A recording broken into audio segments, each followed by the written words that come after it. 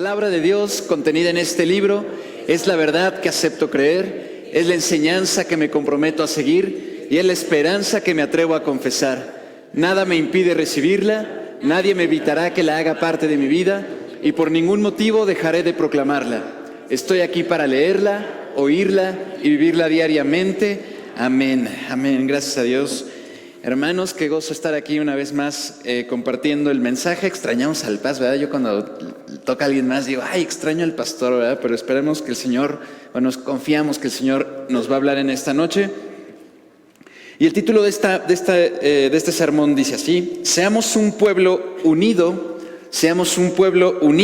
que busca a Dios. Y el texto base es Segunda de Crónicas 7:14. Ustedes se lo saben. Segunda de Crónicas 7:14, dice así, ahí lo tienen, ¿verdad? Creo. Y si no, aquí lo leemos. Segunda de Crónicas 7:14.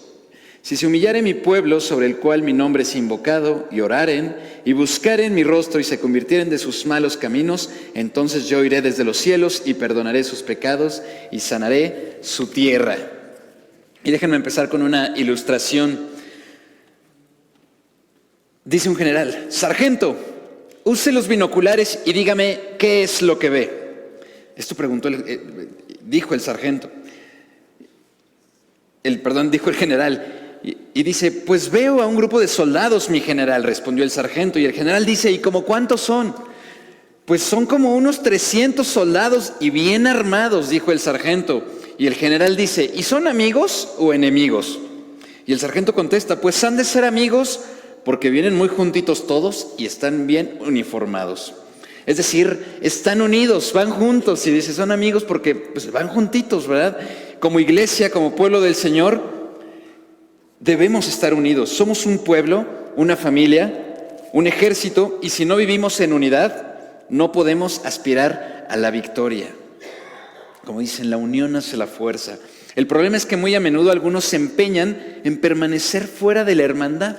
Como que dicen, no, es que a mí eso de congregarme, de estar aquí con los hermanos, yo como que no. Yo como que mi relación es con el Señor y nada más, eso de congregarme como que no es para mí. No, vamos a estar unidos como iglesia. Y a lo mejor, a mí me pasa muy seguido, ahorita vengo corriendo del trabajo, por eso llegué un poquito tarde, pero a lo mejor a algunos nos pasa de que llegamos y bueno, como sea, nos conectamos. Aquí ha dicho el Paz varias veces, no juzguemos mucho a los que no vinieron el miércoles, a lo mejor están allá todavía en su trabajo, hermanos, los saludo, yo ya salí, pedí permiso. Recuerden esta historia, dice así, ya tiene hace mucho que nos la contó el Paz, pero dice esta historia así. Un general le dijo a sus soldados: mañana los quiero a todos aquí a las 6 de la mañana, sin pretextos. Mañana los quiero aquí a las 6 de la mañana. Le dijo a sus soldados del 4º regimiento de caballería. Al día siguiente, a la hora señalada, no había llegado nadie. Ahí estaba el general y estaba furioso. ¿Por qué no han llegado estos tipos? ¿No? Y luego de un rato, ve que uno de sus soldados viene al pie. ¿Qué le pasó? Le dijo, le dije que era a las 6 de la mañana, ¿por qué no ha llegado? Sí, mi general, pero venía en mi caballo y que mete la pata en un pozo y se le quebró la pata. Y no me quedó más remedio que matarlo, dejarlo en el camino y venirme a pie. Ah, caray, dice el general, no, pues pásele, ya no hay problema, pásele. Y otro soldado que venía atrás alcanza a escuchar el pretexto del caballo y cuando llega con el general le preguntan también: ¿qué pasó? Te dije que llegaras a las 6 de la mañana. Fíjese, mi general, que yo venía en mi caballo, pero lo mordió una víbora y se me murió en el camino. Y no tuve más remedio que venirme a pie y por eso se me hizo tarde. Y bueno, pase. Y el siguiente soldado también escuchó al anterior y dijo: fíjese, mi general, que venía en mi yegua y se puso a dar a luz y la dejé en el camino y me tuve que venir caminando. Se me hizo tarde.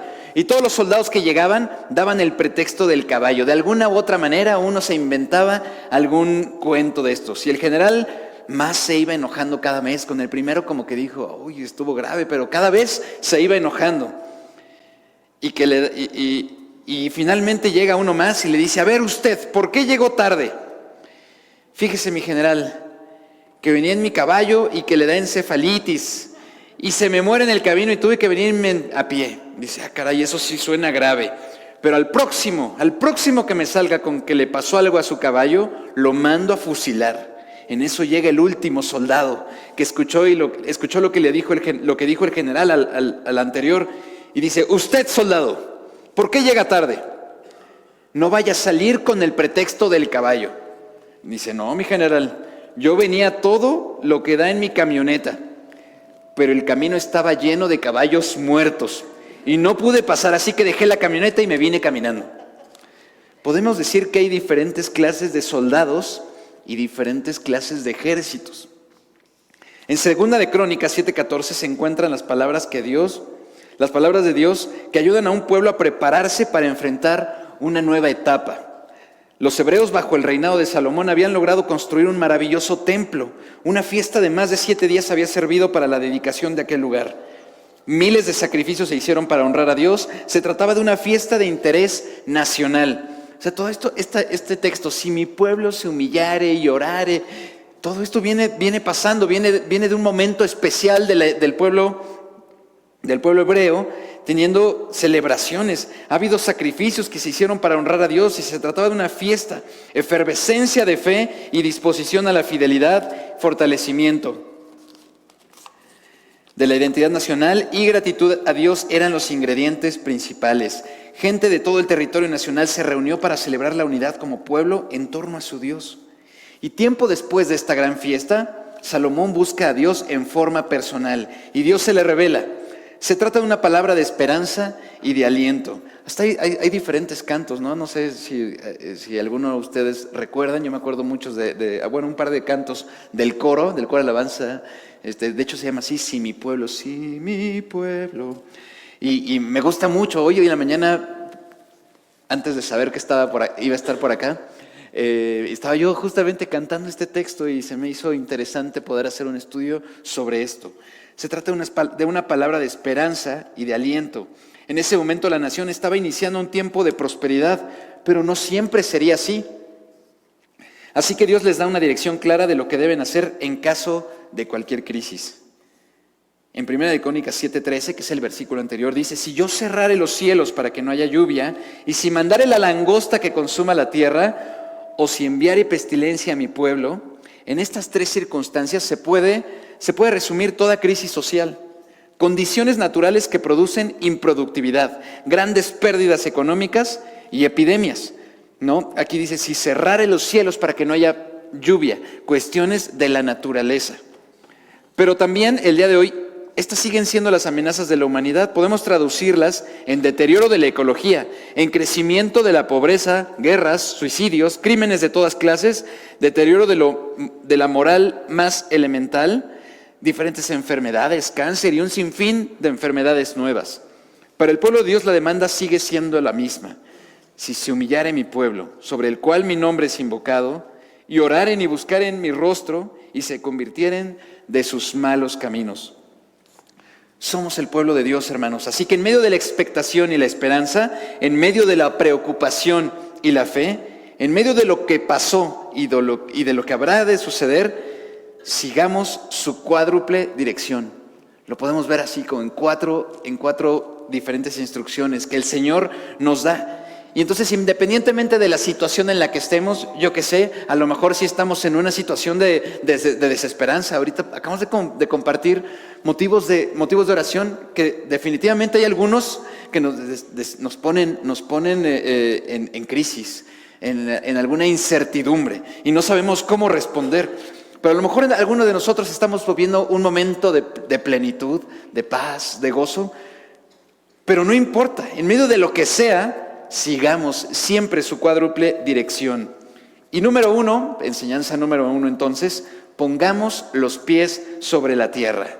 Pongamos los pies sobre la tierra, aterricémonos. A lo mejor estamos acá volados, yo no sé, pensando qué cosas, pero la instrucción del Señor es, si se humillare mi pueblo sobre el cual mi nombre es invocado,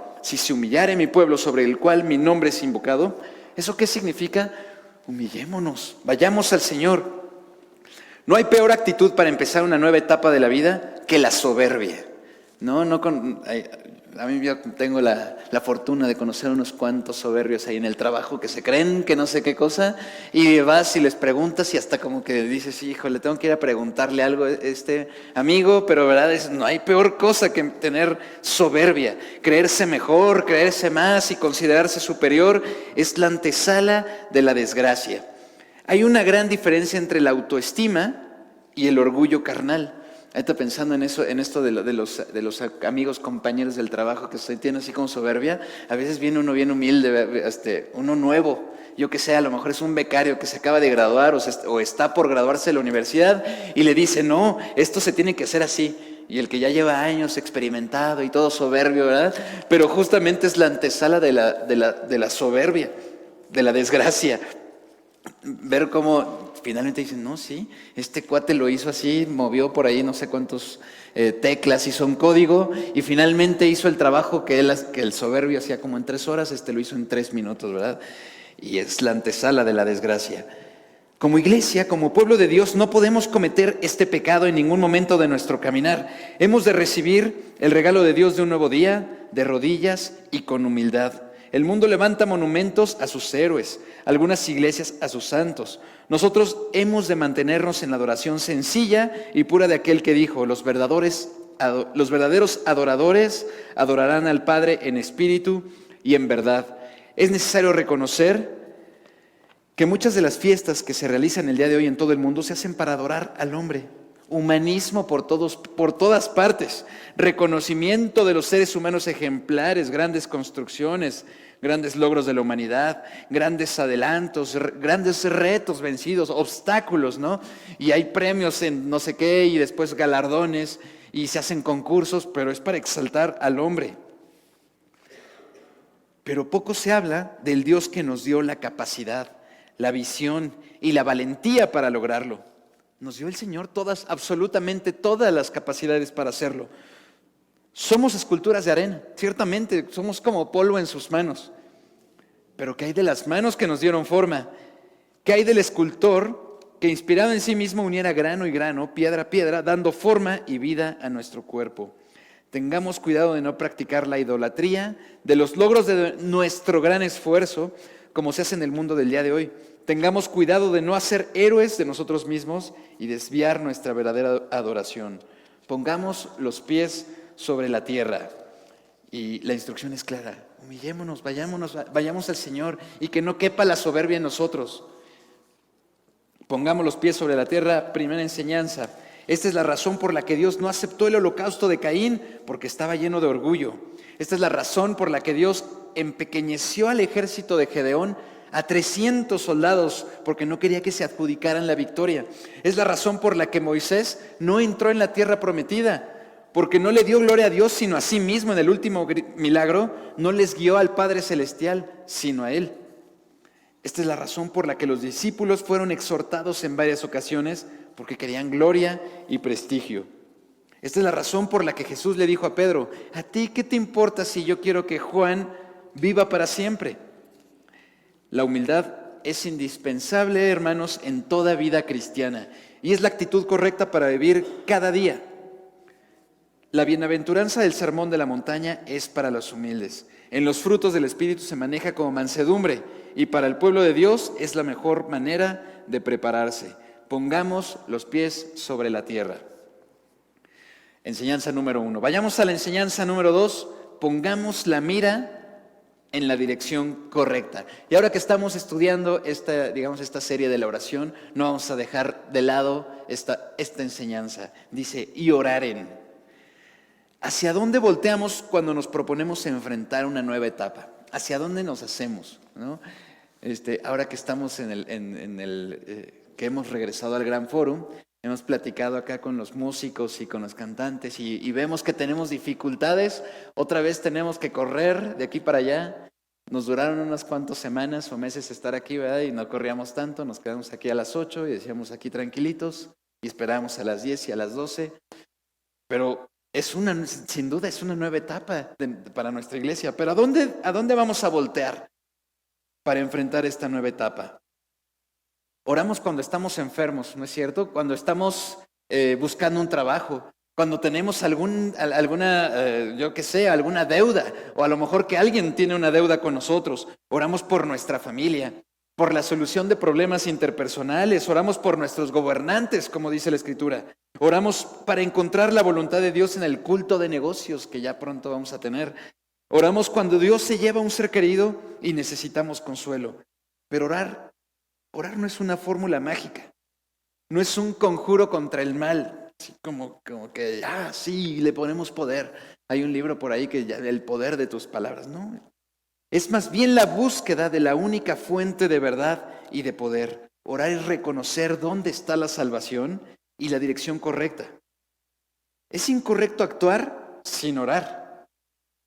Es decir, que a lo mejor quieres emprender un negocio, no sé, a lo mejor ya te tomó mucho tiempo la decisión, finalmente te decides y ahí vas a emprender.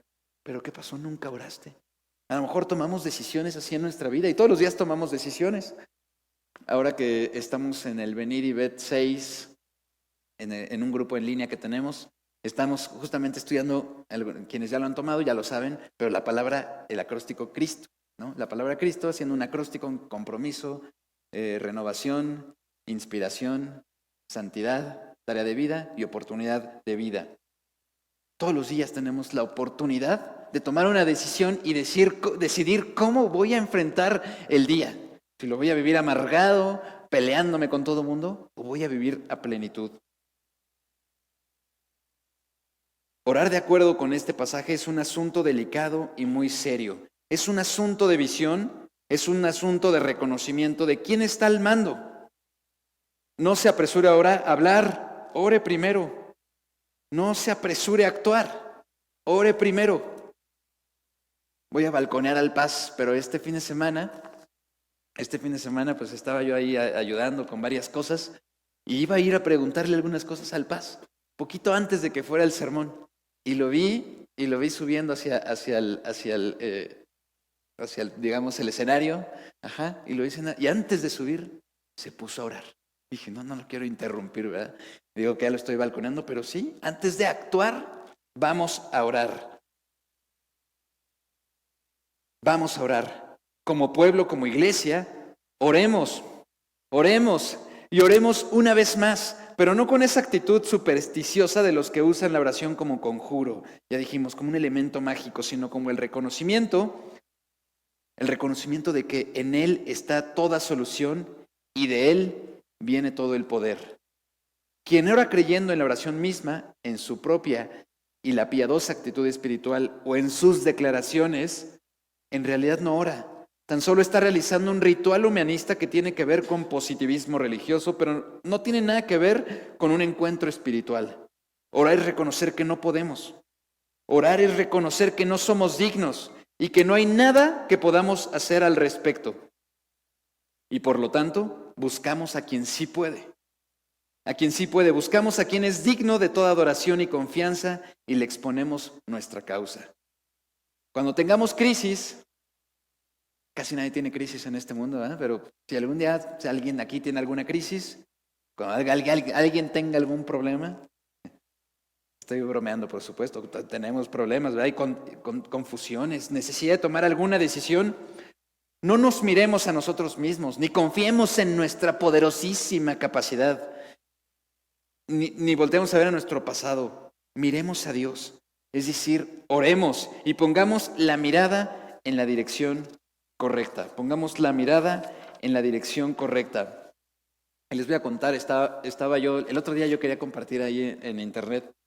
Igual y ustedes, hermanos, si están allá en internet, en línea, compártanos algún motivo de oración que quieran compartir con todos los demás. Y allá lo vamos a leer también y vamos a orar unos por otros. Uno de los momentos, una de las oraciones que de veras me impactó más fue la de mis hijos. Y fue hace muy poco tiempo. Se nos cayó el más pequeño de los hijos. Se nos cayó, cumplió hace unos días 2 años. Y hace un mes y medio más o menos, se nos cayó. Estábamos todos en la sala, sentados, y él jugando, ya saben, pues bebé está dominando los primeros pasos. Y hay una mesita de centro, así chiquita, y entonces mientras iba corriendo, pues, se tropieza, y como que se quiso recuperar de tropezarse, pero no alcanzó. Iba a meter las manos, Pero antes de alcanzar a meter las manos, se golpea en la frente justamente en el filito, digamos, de la mesa de centro, que además está muy chiquita. Pues escuchamos el golpe así como, no, hasta eso no sonó tan fuerte, pero volteamos y en eso empezó, ¡ah! Entonces estábamos a unos pasos, entonces corrí yo, lo levanto y cuando lo levanto en serio, ¿no? Bañado en sangre. Y todos empezamos a gritar, Gaby, por favor, tráeme una toalla. Y entonces ya me trajo la toalla, medio lo limpié y vi que seguía saliendo mucha sangre. Entonces les dije a todos, ¡vámonos! Así con una crisis de veras, no sé, teníamos todos una crisis, ¿no? Y todos además viéndolo y de repente les digo, vámonos, ¿no? Nos fuimos corriendo a urgencias. Y mientras íbamos a urgencias, pues Gaby no podía ni siquiera tomar al bebé, ¿verdad? Y le decía, tranquila, yo voy a manejar. Y le dije, tú siéntate, le di al niño, me subí, íbamos manejando. Y mientras íbamos todos preocupados, en crisis, uno de mis hijos me dice, papá, así, con voz así, cortada, papá, ¿puedo hacer una oración? No sabía si seguir llorando por mi hijo que se había caído y con la preocupación o llorar de la felicidad de que mi hijo me decía, papá, ¿puedo hacer una oración? Y yo, por supuesto, ora, y se pone a orar. Y dijo Cosima, pues Señor, por favor, mi hermano, tú, Señor, tú puedes. Y tienes todo en control, Señor, ayúdalo. Y también mi hija empieza a hacer otra oración. Fue algo maravilloso, me emociona mucho ver a mis hijos poniendo la mirada en la dirección correcta, orando. ¿Tenemos alguna dificultad, hermanos? En este día venimos aquí, compartimos situaciones especiales, pero nos ponemos en manos del Señor, volteamos y de Señor, quiero tu dirección. Y a lo mejor estamos en alguna toma de decisión, ¿verdad? También difícil. Busquemos la voluntad del Señor y pongamos la mirada en la dirección correcta.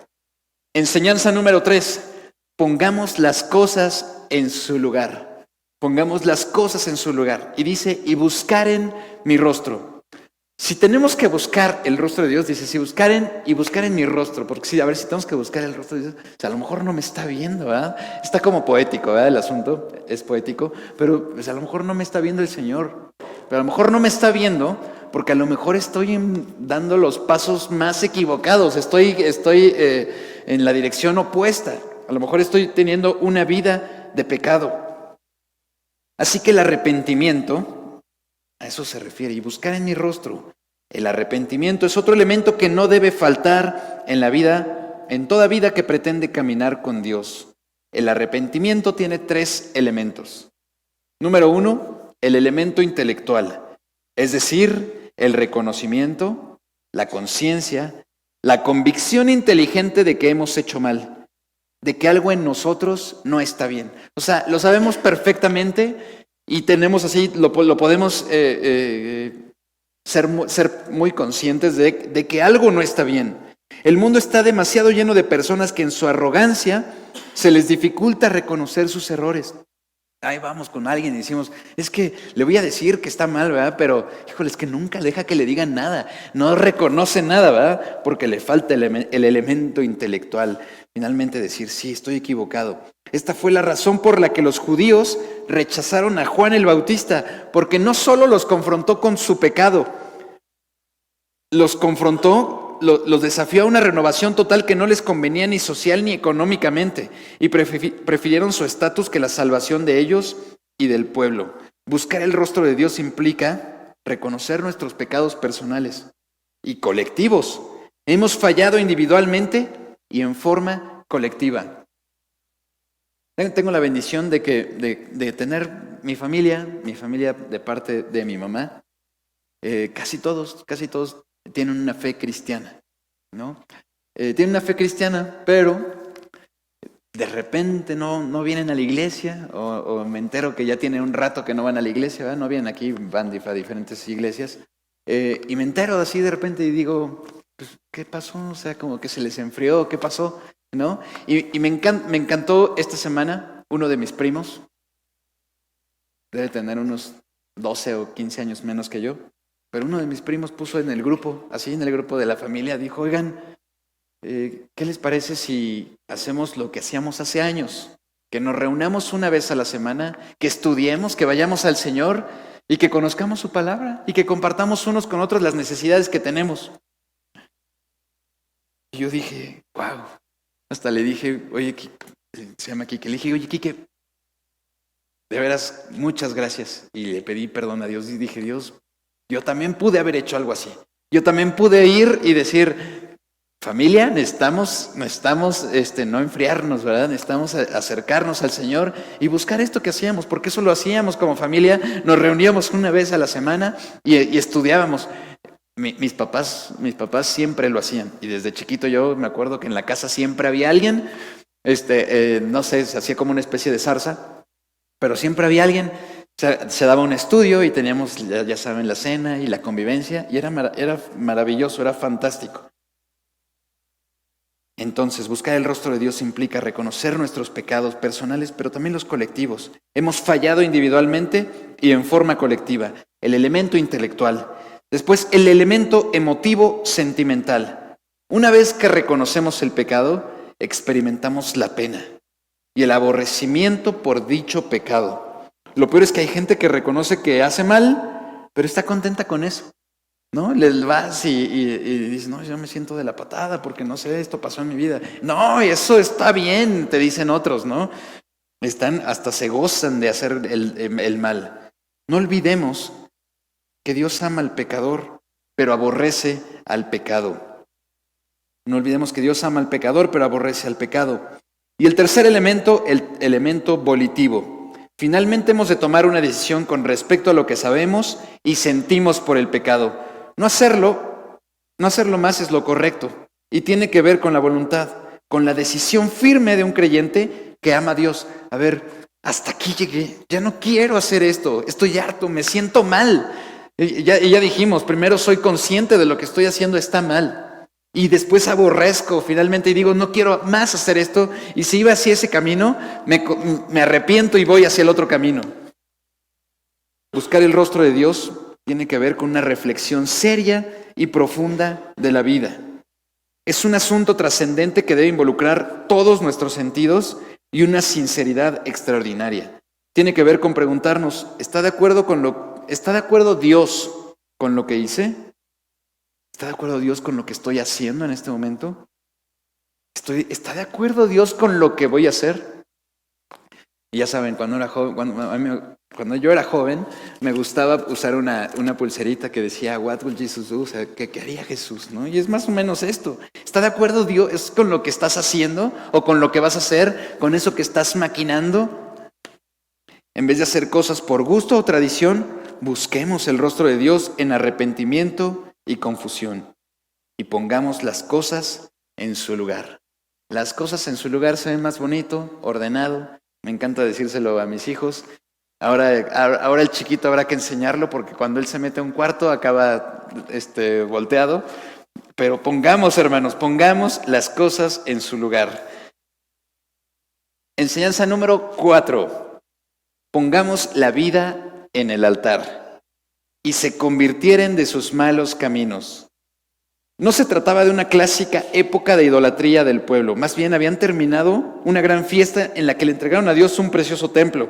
Salomón estaba en la cumbre de su obediencia a Dios, pero esta exhortación era un elemento preventivo en caso de que hubiera una época de crisis. ¿Ya podemos verlo? Entonces, dicen, oye, ¿por qué me estás diciendo esto si mi pueblo se humillara y llorara y se convierte de los malos caminos? Si está saliendo de un momento de gloria, digamos, para el pueblo. Tenemos que reconocer que Dios sabía que habría necesidad de usar tales enseñanzas y además pueden aplicarse en cualquier época, en virtud de que la vida está llena de disyuntivas y siempre nos presenta la necesidad de renovación. Convertirse es una palabra fuerte, ¿no? Imagínense, bueno, a mí me tocó en un trabajo, trabajar con una empresa muy importante y muy fija, ¿no? Que tenía, digamos, que su lado contrario. Pero los contrarios me invitaron a mí a tomar me invitaron a mí a también trabajar con ellos. Y ahí iba y con estos, y yo jamás hubiera ido con ellos, pero me hicieron una propuesta y me fui.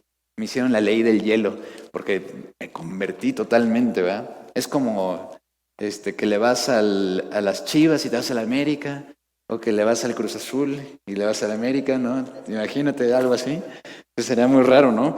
Pero convertirse es una palabra fuerte, especialmente para alguien que forma parte del pueblo de Dios. Es una palabra fuerte especialmente para alguien que forma parte del pueblo de Dios.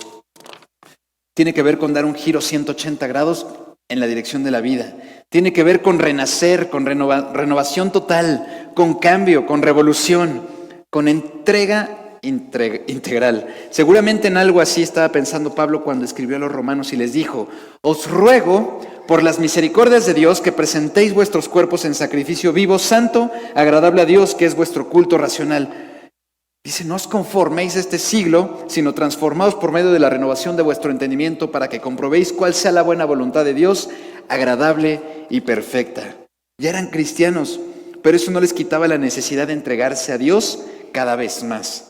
También se parece a lo que Cristo dijo a la iglesia de la Odisea en Apocalipsis 3:20, en donde le exhorta a abrir la puerta y dejarla entrar. Ya eran creyentes, pero necesitaban recibir a Cristo de todas maneras. Convertirse en este pasaje es poner la vida en el altar. Es caminar como Isaac con su padre rumbo al monte de Moriah, con la leña y el fuego, confiando en que Dios proveerá para el sacrificio. Es dejar de caminar en la dirección que nosotros le hemos dado a nuestra vida y dejar que Cristo sea ahora el que tome el control.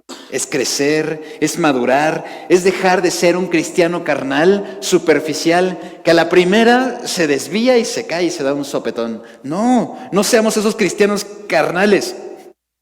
Lleguemos a ser un cristiano espiritual, como dice Pablo en 1 Corintios 2:15. Dice así: en cambio el espiritual juzga todas las cosas, pero él no es juzgado de nadie. Porque ¿quién conoció la mente del Señor? ¿Quién le instruirá?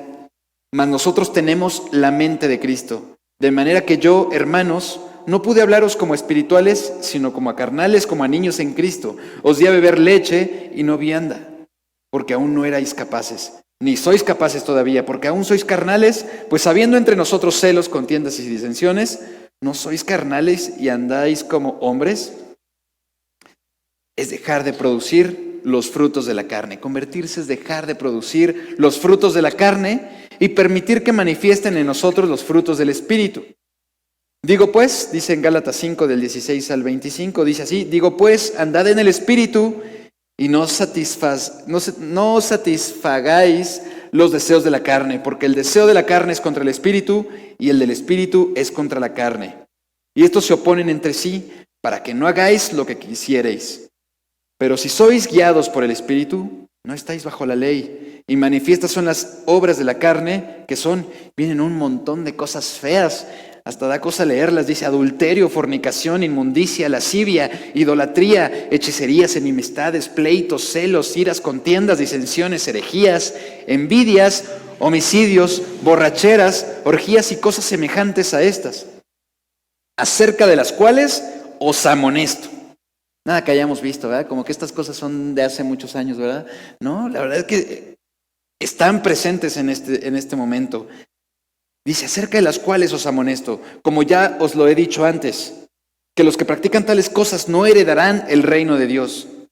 Y después viene este texto maravilloso que muchos acá no sabemos. Dice: mas el fruto del Espíritu es amor, gozo, paz, paciencia, benignidad, bondad, fe, mansedumbre, templanza. Y dice: contra tales cosas no hay ley. Pero los que son de Cristo han crucificado la carne con sus pasiones y deseos. Si vivimos por el Espíritu, andemos también por el Espíritu. Pongamos la vida en el altar. Y eso me recuerda también el Benedictus 6 en la letra S. Vivamos en santidad, consagremos nuestra vida al Señor. Pongamos la vida en el altar. Finalmente, hermanos, un desafío a vivir la luz de la unidad como pueblo. Dice: entonces yo iré desde los cielos y perdonaré sus pecados y sanaré su tierra. Lo que hacemos como pueblo de Dios no repercute solo entre nosotros. Trasciende a nuestra tierra, a nuestra patria, la sociedad que nos rodea, nuestro mundo. La unidad de la iglesia es una necesidad para esta ciudad. Ya les he contado la historia cuando mi hijo mayor, yo bendigo al Señor y doy gloria cada vez que estamos en estas fechas. Él va a cumplir este año 11 años, pero cuando estaba cumpliendo 3 años se puso muy grave. Tan grave que los doctores me dijeron, es probable que de esta noche no pase. Y eso nos rompió totalmente, Gaby y yo. No dormimos esa noche, solamente podíamos llorar, orar al Señor, cantar a lo mejor y seguir orando. Y en ese momento especial recuerdo mucho que mientras estábamos ahí en terapia intensiva, pues no podíamos estar con el niño todo el tiempo, ¿verdad? Estábamos afuera en la sala de espera. Y recuerdo muchos de ustedes de la Iglesia Bautista Oreb, amigos, hermanos, iban a visitarnos. Nos visitaban y entonces de repente se hacían los grupos de oración y oraban por nosotros, iban a orar por nosotros y nos sentíamos así, pues, todos arrastrando el tapete o el trapo, no sé cómo se dice, pero estábamos destruidos totalmente y nos animábamos que nos iban a saludar, pero seguíamos con el corazón roto de qué va a pasar, qué va a pasar. Y oraban por nosotros. Esto lo platicaba en la clase justamente. Y bueno, ya finalmente se iban los hermanos, los amigos, y regresamos a aquella sala de espera en terapia intensiva. Y estando ahí, pues ya teníamos como amigos, ¿verdad? Porque duramos 1 mes y medio en el hospital, entre terapia intensiva, entre terapia media y ya después en piso. Pero mientras estábamos ahí, en la sala de terapia intensiva, ya teníamos otros como amigos, porque ellos también estaban como esperando otro paciente. Y cuando nos veían decían, oigan, ¿también pueden orar por nosotros? Y nosotros decíamos, sí, ¿cómo no? O sea, y hacíamos exactamente lo mismo, Gaby y yo, o a veces yo nada más, porque a veces solamente estaba yo, y llegaba otro paciente nuevo, y decían, dile a él que ore por ti. Y yo decía, sí, oramos. Y a veces hasta me daba el tiempo de decir, vamos a leer un versículo, les quiero nada más compartir, y les leía un versículo, y Dios nos dice en este versículo que ¿qué les parece si oramos? Y orábamos unos por otros. Más bien, en realidad yo estaba orando por ellos, ¿verdad? Pero era maravilloso. La unidad de la iglesia es una necesidad para esta ciudad. Es maravilloso, hermanos, que nos dejemos usar por el Señor y seamos de influencia, de impacto a otras personas que quizá ni conocemos, ¿no? En esos momentos de crisis también podemos ser bendición. Y dejémonos usar por el Señor de una y de otra manera, ¿verdad? Y a lo mejor, quién sabe, a lo mejor en tu trabajo te das cuenta que alguien igual está en alguna situación difícil y te acercas y le dices, oye, ¿todo está bien? Yo tengo una compañera que es medio así como amargosita, así como mala onda, y hasta de repente como que si te descuidas, te va a atacar, ¿no? De todo el mundo es así como que te cuidas, pero siempre es como muy atenta a eso. Yo digo, ay, cómo me gustaría ser tan atenta a esos detalles, o atento a esos detalles, para ver las necesidades, porque, no sé, ve a alguien como que está triste y le dice, oye, estás triste, ¿verdad? ¿Qué te pasó? Pero sí, es seca y directa, así, ¿qué te pasó? ¿Y estás bien? ¿En qué te puedo ayudar? Así como que, y es como groserita, pero yo digo, ¿cómo lo vio? O sea, ¿cómo le hizo, no? Y yo digo, Señor, dame también a mí esa sensibilidad de poder identificar esas cosas y de ir y también decirle, ¿qué te pasó? ¿En qué te puedo ayudar? A ver, ¿quieres que ore por ti? Yo te puedo compartir de aquel que dice que va a estar con nosotros en todo momento, que dice, como este canto hermoso que está en el Salmo 23 y que dice, tu bien y la misericordia, tu bien y misericordia estarán conmigo todos los días de mi vida, que estarán atrás de ti, ¿no? Y compartirle esas cosas. He tenido la oportunidad de decirlo ahí en el trabajo, de compartirle a otros así, y dice, yo quiero eso, ¿qué tengo que hacer? Y de repente así como que estamos en el trabajo y no sé, es como raro, es como, pues vente, vamos para otro lado, ¿no? Porque ahí enfrente de las computadoras es como chistoso, ¿no? Como que voltean así. Pero hagámoslo, compartamos, aprovechemos la oportunidad de ser impacto en esta sociedad que nos rodea.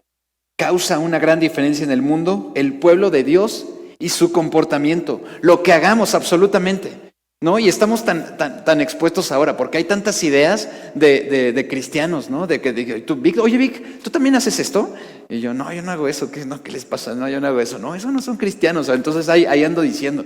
Pero se imaginan que también ande yo por ahí por la vida y ande como cristiano carnal haciendo fechorías o no sé qué cosa. Pues igual van a decir, no te juntes con esos cristianos, porque las cosas que hacemos tienen un impacto en la gente que nos rodea. Causa una gran diferencia en el mundo, el pueblo de Dios y su comportamiento. 3 son los beneficios de un pueblo preparado. 3 son los beneficios de un pueblo preparado. Dice, oiré desde los cielos, un Dios atento a la súplica de los mortales.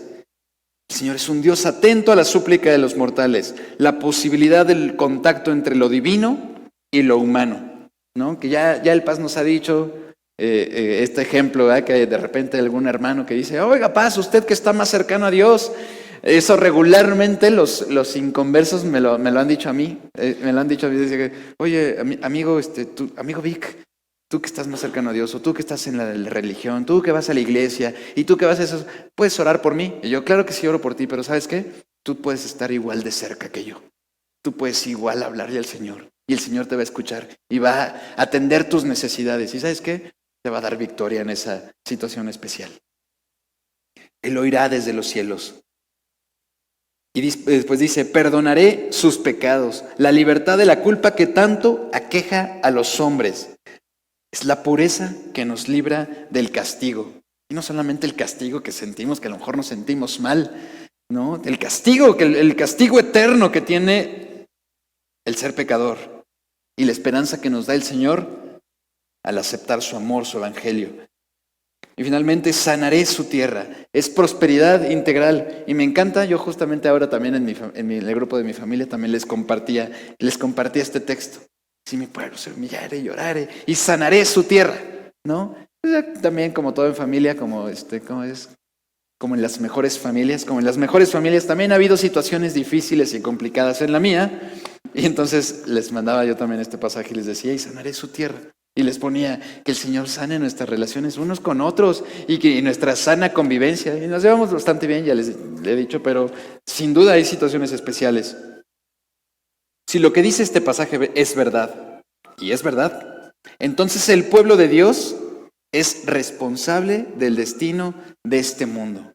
Somos responsables del destino de este mundo porque dice, y sanaré su tierra. ¿Y qué dice? O sea, no es como que voy a sanar las cosas que estás haciendo. No, sanaré tu tierra, lo que estamos haciendo, la gente que nos rodea. Y como cristianos tenemos una gran responsabilidad de ir, humillarnos, orar ante el Señor, arrepentirnos de nuestros malos caminos, de ser influencia a la gente que nos rodea, de compartir su amor y entonces tener un impacto, porque entonces el Señor sanará esta ciudad que está tan necesitada del Señor.